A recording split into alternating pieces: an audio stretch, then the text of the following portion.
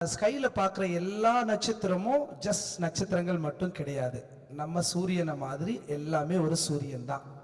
நம்ம சூரியன் வந்து 15 கோடி கிலோமீட்டர் டிஸ்டன்ஸில் இருக்கிறதுனால தான் சூரியன் வந்து பெருசாக தெரியுது. இஃப் நாம வந்து ஒரு ஸ்டார் இருக்குன்னு வச்சுக்கலாம், நியரஸ்ட் ஸ்டார் சிஸ்டம் வந்து 4.3 லைட் இயர்ஸ் டிஸ்டன்ஸில் இருக்கு.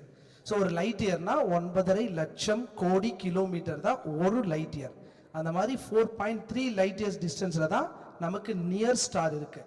ஸோ நம்ம அந்த ஸ்டாருக்கு பக்கமாக போனால் நம்ம சன்னும் வந்துட்டு லுக் லைக் அ ஸ்டார் தான், சின்ன ஸ்டார் மாதிரி தான் தெரியும். ஸோ இப்போ டிஸ்டன்ஸ் தான் வந்துட்டு அந்த நம்ம பார்க்கக்கூடிய ஆப்ஜெக்ட் வந்துட்டு எவ்வளோ பெருசு எவ்வளோ சின்னதுன்றதை பொறுத்து இருக்கு.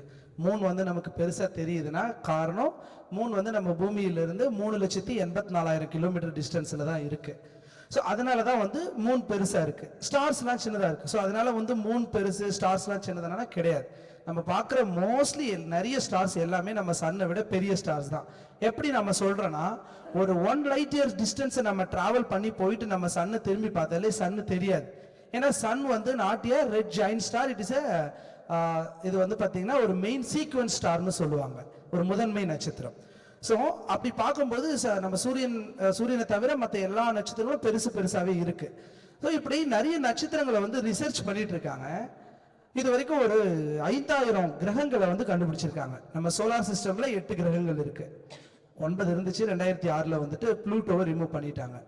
ஸோ அதை தாண்டி வந்து மற்ற ஸ்டார் சிஸ்டம்ல பிளானட்ஸை வந்து டிஸ்கவரி பண்ணும்பொழுது ஒரே ஒரு பிளானட்ல கூட மரங்களோ செடிகளோ தண்ணியோ எதுவுமே கிடையாது. ஸோ மனிதன் வாழக்கூடிய தகுதியில் எந்த ஒரு கிரகமும் கிடையாது. ஏன் அவ்வளோ தூரம் போய் பார்க்கணும்? நம்ம சோலார் சிஸ்டம்லேயே இருக்கான்னு கேட்டிங்கன்னா கண்டிப்பாக கிடையாது. ஸோ மார்ஸ் வந்து கிட்டத்தட்ட இருந்தாலுமே அங்கே வந்துட்டு மனிதனால சர்வைவ் பண்ண முடியாது. ஈவன் ஒரு சின்ன ஒரு மைக்ரோசெல் இருக்கக்கூடிய ஒரு சின்ன உயிரினம் கூட அங்கே சர்வைவ் பண்ண முடியாது. பிகாஸ் அந்த இடத்துல வந்து சூழ்நிலை நமக்கு ஏற்றது போல கிடையாது.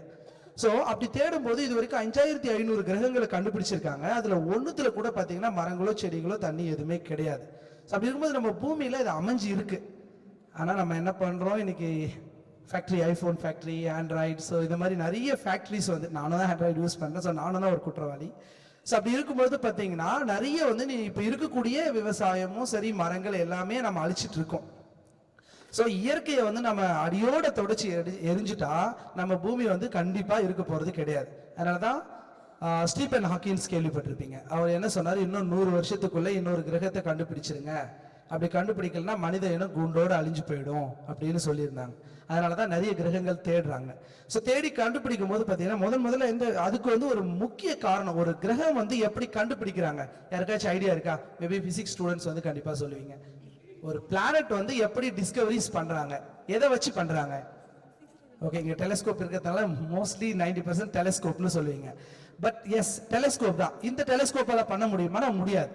அப்ப ஃபர்ஸ்ட் இதனோட தொடக்கம் வந்து எங்க தொடங்கி இருக்குன்னா 1610ஆம் ஆண்டு. யோசிச்சு பாருங்க, கிட்டத்தட்ட 400 வருஷத்துக்கு முன்னாடி கலீலியோ கேள்விப்பட்டிருக்கீங்களா? இட்டலி.